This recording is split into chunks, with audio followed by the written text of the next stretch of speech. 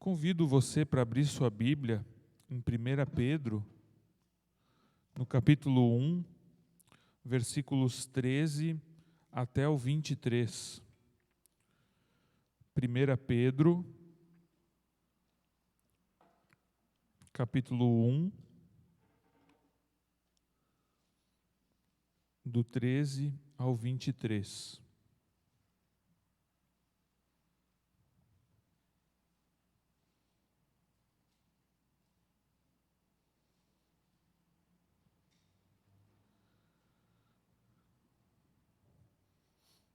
Primeira Pedro 1, 13 até o 23. Por isso, preparando o seu entendimento, sejam sóbrios e esperem inteiramente na graça que lhes está sendo trazida na revelação de Jesus Cristo. Como filhos obedientes, não vivam conforme as paixões que vocês tinham anteriormente, quando ainda estavam na ignorância. Pelo contrário, assim como é santo aquele que os chamou, sejam santos vocês também, em tudo o que fizerem, porque está escrito: sejam santos, porque eu sou santo. E se vocês invocam como Pai aquele que sem parcialidade julga segundo as obras de cada um, vivam em temor durante o tempo da peregrinação de vocês, sabendo que não foi mediante coisas perecíveis, como prata ou ouro, que vocês foram resgatados da vida inútil que seus pais lhes legaram, mas pelo precioso sangue de Cristo, como de um cordeiro sem defeito e sem mácula. Ele foi conhecido antes da fundação do mundo, mas foi manifestado nestes últimos tempos em favor de vocês.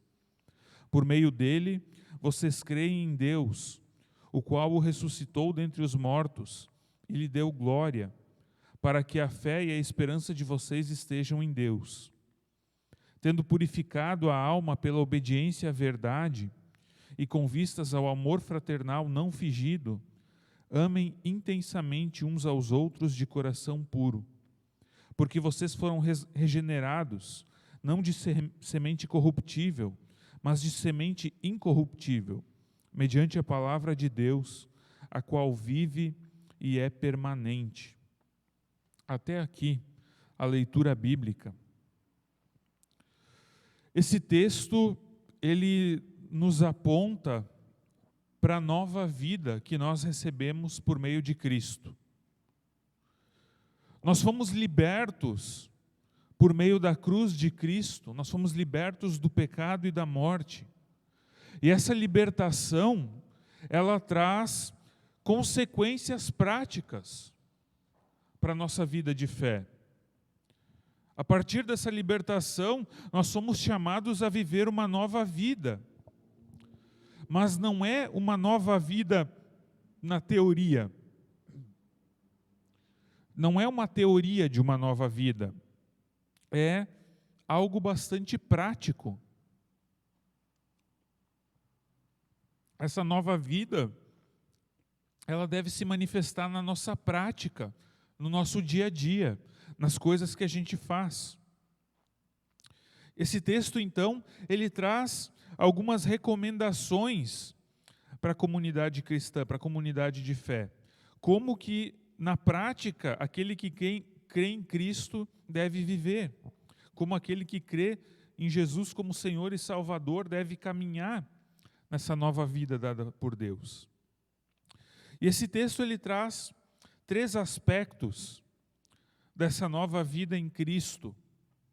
3 manifestações dessa nova vida em Cristo que nós devemos viver na prática.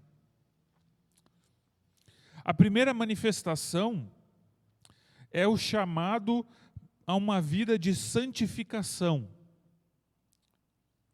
Quando a gente fala em santificação ou santidade, a gente precisa entender que essa palavra ela é muito importante, ela é a chave da nova vida em Cristo.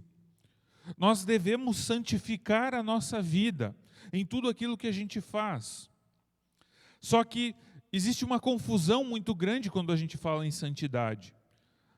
muitas vezes as pessoas não sabem o que é santidade, o que é santificar. Muitas vezes, quando a gente pensa em santidade, a gente logo pensa numa pessoa com uma auréola na cabeça, uma pessoa perfeita, uma pessoa que não erra, uma pessoa que não faz nada de errado, que é santinha. Esse termo, santinha, uma pessoa santinha já diz muita coisa. Mas não é nada disso. Santidade não significa ser perfeito. Santidade não significa agora que você é superior aos demais. Na verdade, santidade ou ser santo significa ser separado para algo específico. Ser santo significa ser separado. Nada mais do que isso. Separado. E quando nós somos chamados à santidade, é porque nós somos chamados a viver uma vida separada para Deus. Nós somos separados para Deus. Todo o cristão, todo aquele que crê no Senhor Jesus Cristo é santo. Por isso que Paulo muitas vezes se refere aos crentes, aos membros de uma igreja, como os santos daquele lugar. Ele não está se referindo a uma casta superior daquele lugar. Não, os santos são os cristãos, os crentes, que foram separados, foram santificados por Deus. Nós devemos ser santos. Nós somos chamados para viver uma vida separada para Deus, uma vida de adoração e de serviço ao nosso Deus. E serviço ao nosso Deus que também se concretiza no serviço ao nosso próximo. Assim nós obedecemos aquilo que Cristo nos ensinou. É isso que santidade significa, ser separado. E os outros dois aspectos que vão vir mais para frente, eles derivam da santidade. Eles partem da santidade, desse chamado a uma vida separada. Então, na verdade, o que Pedro está dizendo aqui é que nós devemos viver uma vida correspondente ao Evangelho. O Evangelho nos chama a vivermos uma vida diferente da vida que as outras pessoas vivem, da vida que as pessoas do mundo vivem. Isso é ser santificado, ser separado, viver uma vida diferente, viver uma vida correspondente à palavra de Deus. Uma vida semelhante à vida que Cristo viveu. Ser cristão é ser um pequeno Cristo.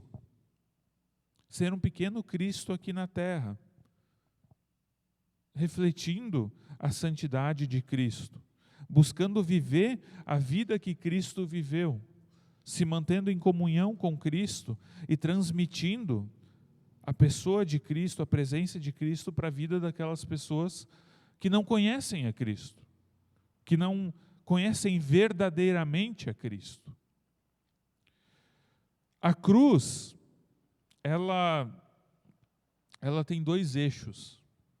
Ela tem o eixo horizontal e o eixo vertical. E a gente pode usar a imagem da cruz para também representar como nossa vida relacional existe.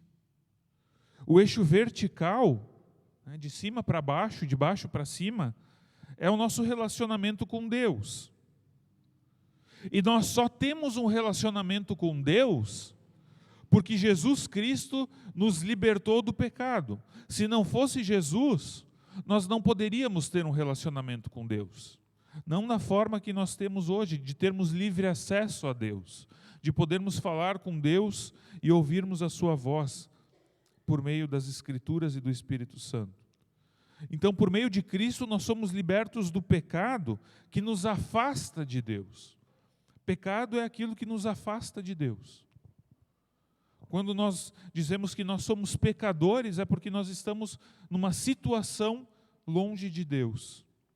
Mas por meio de Cristo nós podemos nos aproximar de Deus. E o eixo horizontal da cruz se refere ao nosso relacionamento com as pessoas ao nosso redor, nosso relacionamento com o próximo. E esse relacionamento com o próximo, ele deve ser pautado pelo amor. O amor com o qual Cristo nos amou, o amor que nós primeiro recebemos de Cristo, nós somos chamados a amar o próximo com esse mesmo amor. O segundo aspecto da nova vida em Cristo Jesus é o temor a Deus. Temor a Deus.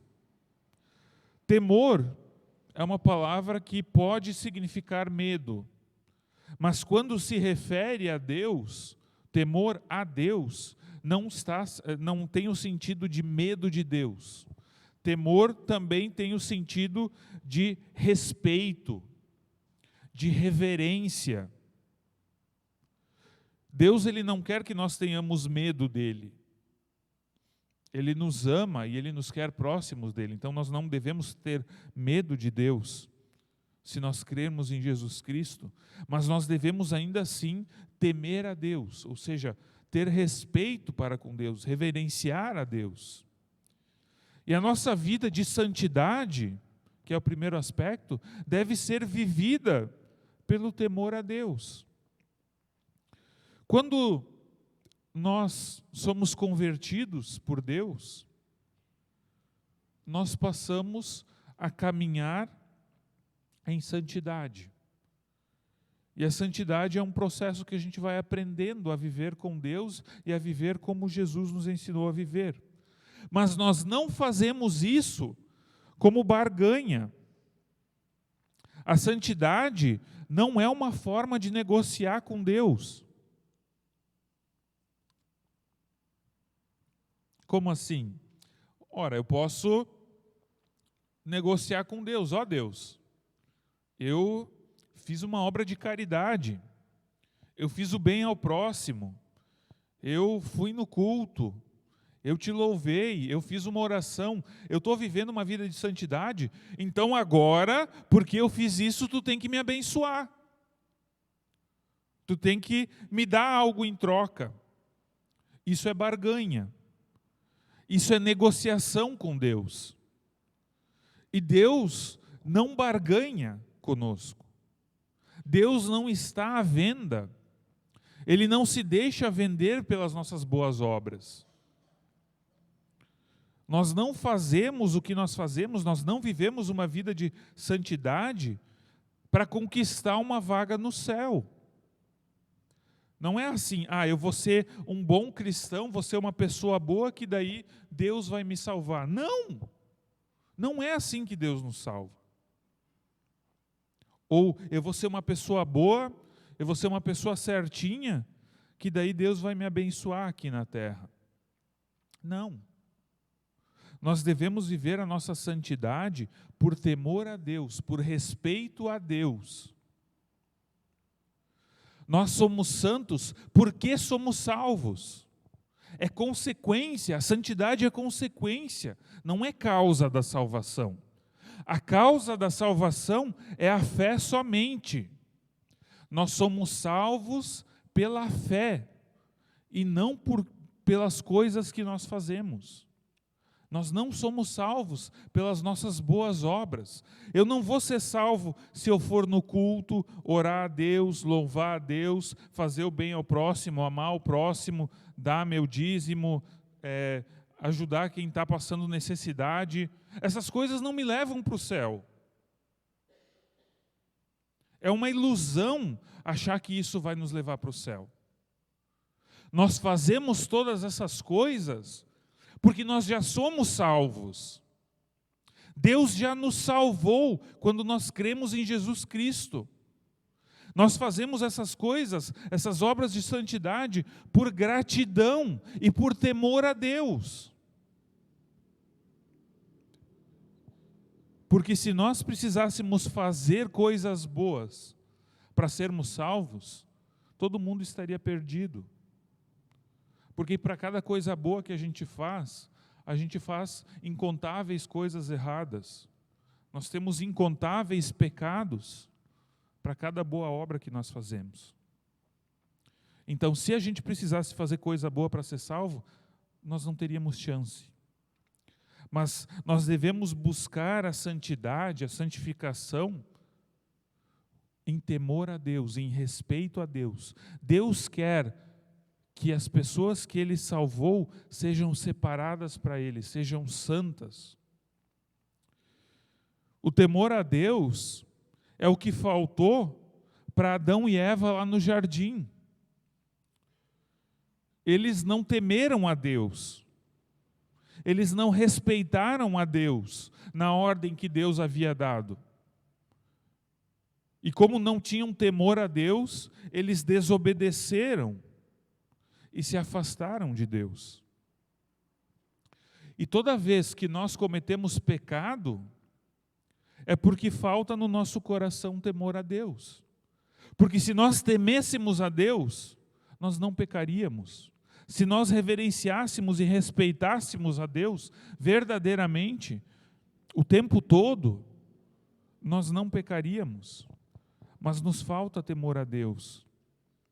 Se a gente olha o povo de Israel no Antigo Testamento, se a gente lê o Antigo Testamento, continuamente a gente vai ver que o Antigo Testamento é a história de um povo pecador.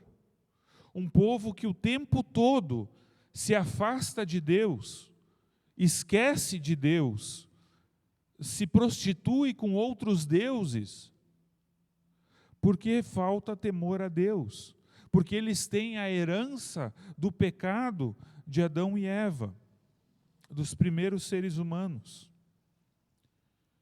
A tentativa de Deus sempre é de resgatar, de libertar esse povo do pecado, mas esse povo insiste em não agir em temor a Deus, insiste em virar as costas a Deus. E é assim até Cristo vir. E quando Cristo vem, Ele nos dá a graça redentora de Deus. Cristo nos reaproxima de Deus. Antes de Cristo, sem a graça, nós vivíamos a herança do pecado, a herança de Adão e Eva. É disso que o versículo 18 trata, quando fala da vida inútil que os antepassados legaram. É a vida longe de Deus, a vida no pecado, a vida em idolatria, em afastamento de Deus. Mas a herança de Cristo é a graça, é a reaproximação com Deus, é a possibilidade de viver a vida eterna com Deus. Pela fé, nós temos a salvação. Mas a salvação não vem de nós. A salvação é dom de Deus. E isso também os versos 18 a 21 já apontam. Não foi mediante coisas corruptíveis, coisas perecíveis que nós fomos salvos, que nós fomos resgatados. Não foi por ouro e prata, essas coisas corruptíveis. Foi pelo precioso sangue do Cordeiro, o sangue de Cristo, o Cordeiro sem defeito e sem mácula. Nós não fomos resgatados por coisas sem valor como ouro e prata, diz o texto bíblico. A gente pode dizer, mas ouro e prata tem valor. Tem valor para nós. Mas na eternidade, a coisa mais valiosa é o sangue do Cordeiro. E isso foi derramado por nós, para que nós fôssemos resgatados da herança do pecado. E agora nós podemos viver essa nova herança a partir de Cristo. Em Efésios, Paulo fala sobre essa graça de Deus. Paulo fala que a graça não vem de nós, mas é dom de Deus. Não é algo que a gente conquista, não é algo que a gente compra, não é uma negociação, não é uma barganha. Graça é de graça. A graça significa que nós recebemos sem dar nada em troca. Então nós temos a santidade, o temor a Deus, E o terceiro aspecto, os dois primeiros eles têm a ver com o eixo vertical da cruz.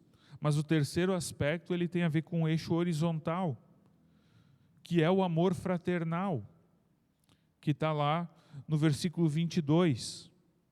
Tendo purificado a alma pela obediência à verdade e com vistas ao amor fraternal não fingido, amem intensamente uns aos outros de coração puro. A prática do amor. Amai-vos sem fingimento. Pedro está dizendo aqui, não é para a gente botar uma máscara de amor e fingir que a gente ama o próximo. Não, nós devemos amar verdadeiramente. Só que amor, quando a Bíblia fala de amor, ela não está falando de um sentimento.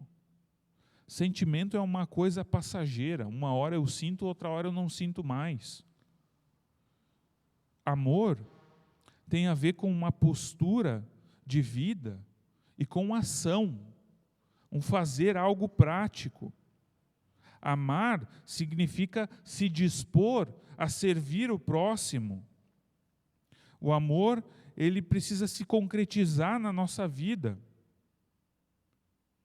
Nós precisamos viver o amor de forma concreta, pelas nossas atitudes. 1 João, outro livro da Bíblia, ele vai falar o que é esse amor na prática também. Nós amamos porque Ele nos amou primeiro.